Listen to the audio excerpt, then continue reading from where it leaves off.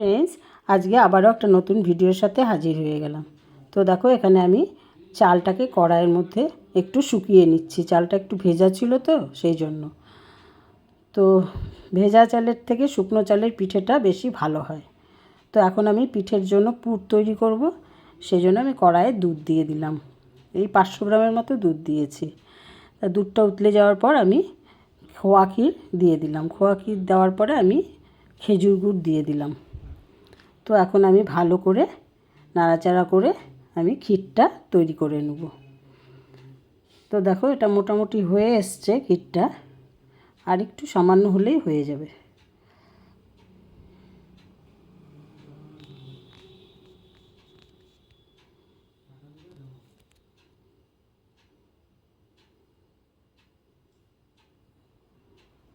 তো দেখো, ক্ষীরটা আমার রেডি হয়ে গেছে। এখন আমি ওই কড়াইয়ের মধ্যেই জল আর সামান্য লবণ দিয়ে দিলাম। তারপরে জলটা যখন ফুটে আসলো তখন আমি চালের গুঁড়ো দিয়ে দিলাম। চালের গুঁড়ো দিয়ে ভালো করে আমি এটাকে জলের সাথে মিশিয়ে নিলাম। নিয়ে তারপর সামান্য, এটা গরম অবস্থাতেই এটা ডলতে হবে, সামান্য একটু হাতের মধ্যে আমি ঘি দিয়ে নিলাম। ঘি দিলে পিঠার টেস্টটা ভালো হয়। তারপরে আমি এটাকে ভালো করে ডলে নিয়েছিলাম। নেওয়ার পর তারপরে আমি আবারও দুভাগ করে ভালো করে ডলে নিচ্ছি। নিয়ে আমি এখন ছোট ছোট গুল্লি বানিয়ে নেব।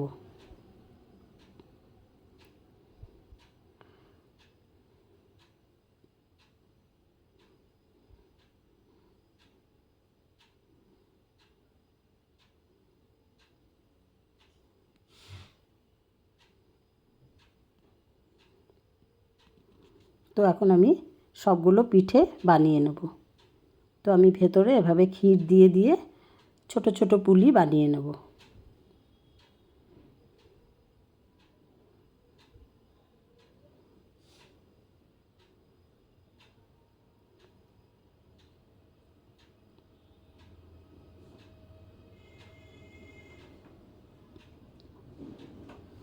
তো দেখো, আমি কয়েকটা চুষিও আবার বানিয়ে নিয়েছি।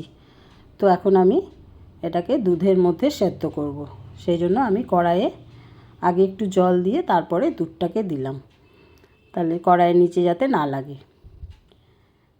এবার দুধটা ফুটে এসছে। ফুটে আসার পর আমি পিঠেগুলো সবগুলো দিয়ে দেবো।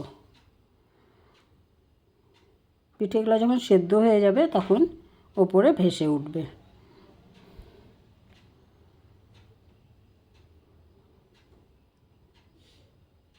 দেখো, পিঠেগুলো আমার মোটামুটি সেদ্ধ হয়ে এসছে। এখন আমি এর মধ্যে খেজুরের গুড় দিয়ে দেবো।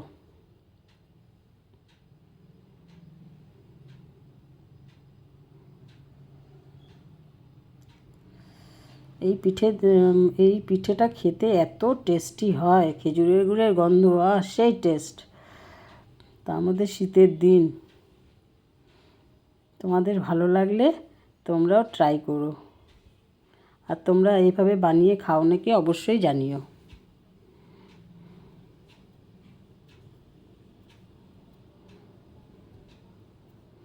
দেখো, আমার পিঠে একদম রেডি।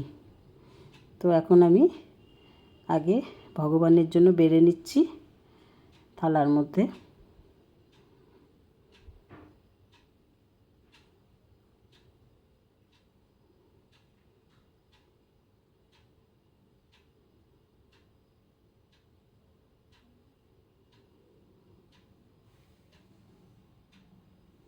টাটা বন্ধুরা, রাখছি। রাধে রাধে।